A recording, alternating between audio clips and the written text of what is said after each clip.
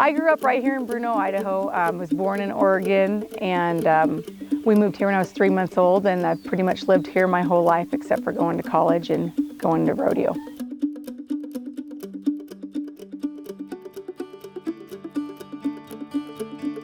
So I've always loved horses. I think that growing up in this rural community, you've got mainly farmers and ranchers, and that's about it, school teachers. And so I was around a lot of ranch kids, but I always, from just when I was really little, always just had a love for horses and always wanted to be around them.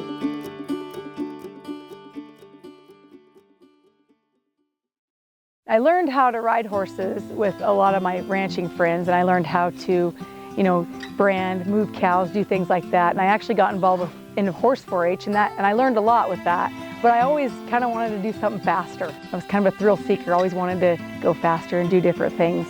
Around here, there's a lot of really good, handy people to teach me. Tom Buckingham taught me a lot, and then Rob and Michael Black lived in Bruno, and that's kind of how I got started barrel racing and roping and goat tying and all those events.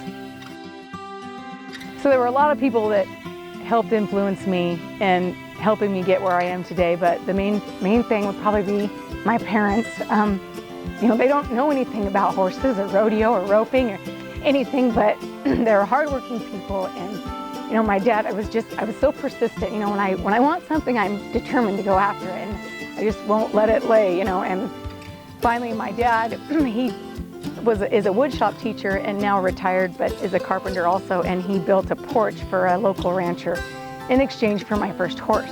And so that was really the beginning of it all. But they were always stood behind me, even if we didn't have the money or the means to do it. They were always supportive of me, no matter how hard it was. And even though they couldn't even put the halter on my horse or go catch him for him, but they were always sitting up there at high school rodeos looking completely out of place, but helping me get on to the next thing and get me where I really am today. I feel like I've had a lot of really nice horses in my life. I've been very blessed to have rode some really neat horses. One horse that stands out for me was a horse I'd gotten from a friend of mine in college, and he's by far the most special, best horse I have ever owned. His name's Mighty. He's 28 years old, and he's turned out and he's retired right here on the ranch. And my kids can ride him.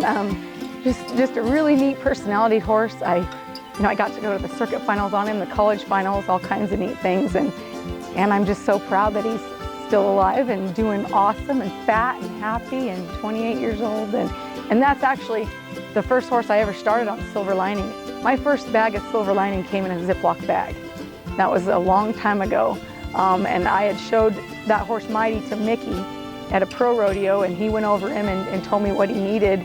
And that was how I got hooked right off the bat. And he put him on kidney. It was the first product I ever used, and it made a huge difference on that horse. And that's what got me started using Silver Lining. And I'm proud of the fact that I've used it before it had a label. I've always really believed in the product, and it's always been a part of my feed program from the start. So I learned how to rope when I was about 13 or 14 years old, and I instantly loved it. Back then the USTRC was huge in this area, and like I said, I grew up with the Blacks, and that's what they did. They team roped, and they went as a family, and they were kind enough to let me jump in with them, and I went places with them. And I remember going to USTRC ropings, and it was $150 to get in. And I would save up my money, and I would go to a roping, and I would enter one time because I only had $150, But as I kept roping, I had a lot of people help me along the way. I had success. I ended up winning the Cruel Girl deal for the Northwest, and I won quite a bit of money that summer, and that's how I went ahead and bought that barrel horse I was talking about before. Team roping, has helped me accomplish a lot more things, and I think one of the coolest things is getting to go to the college finals in team rope, because there just isn't a lot of girls that normally get to enter the college finals, and that was a really neat experience for me. After I had the barrel horse, I took a little bit of a break and got married and had a few kids, and then just really missed the team roping. And I think that the team roping world has really evolved. There's a lot of money in team roping now, and and I enjoy the camaraderie of it, and I really appreciate a nice rope horse. I feel extremely lucky to have such nice horses. My good horse is 16 years old, and his name's Rio, and he's amazing. I don't think that I would have near the success that I have without him, because he just works, he's honest, he blows to cattle, he's just a great horse, and he's really easily maintained. You know, I feed him kidney every few months, and then I keep him on joint support and maintenance, and he's been sound. I have no problems with him, don't have to do anything else for him. My other little horse, he's kind of my backup horse, although he's a wonderful little horse too, but I also keep him on the same products as Rio, and I feel that they help my horses so much, and I you know, don't think that they could perform the way they do without the things that I give them every day, and I feel like I get 110% out of them all the time, and I believe that, you know, and I feel like I have two of the best horses there are. My horses are the reason why I've won some money, because they are so honest and they work so good all the time. I truly believe that. Going to all the World Series ropings last summer was a lot of fun. You know, I learned a lot, and it takes a lot to get up and down the road to those, but going to Las Vegas and having qualified in 4 ropings was really neat, but it was also a lot of pressure, you know, because you think about it and you go, holy cow, knowing you have $8,000 out in fees is, you know, a lot of money. But I enjoy high pressure situations. I think that any time that you get to back in the box and sit there and nod your head for $100,000 is one of the coolest feelings in the world.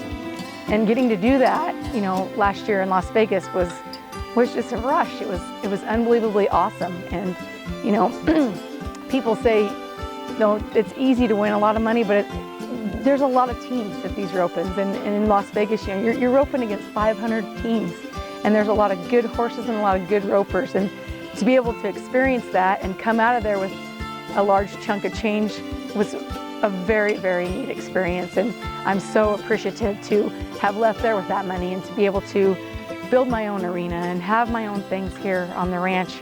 Because of that, it's just been a really wonderful thing for me and my family.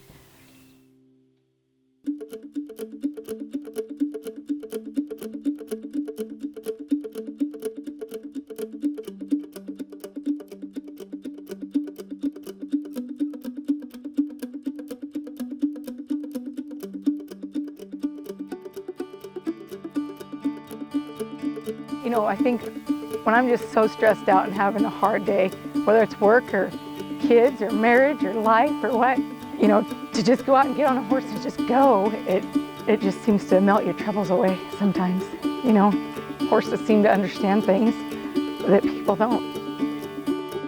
It's like just 5 minutes, I come back, I'm a better mom, I'm a better wife, I'm a better person, and I'm just happier. It's kind of like therapy for me. And they're amazing creatures, you know, they're just amazing animals. They bring a lot of joy to my life every day.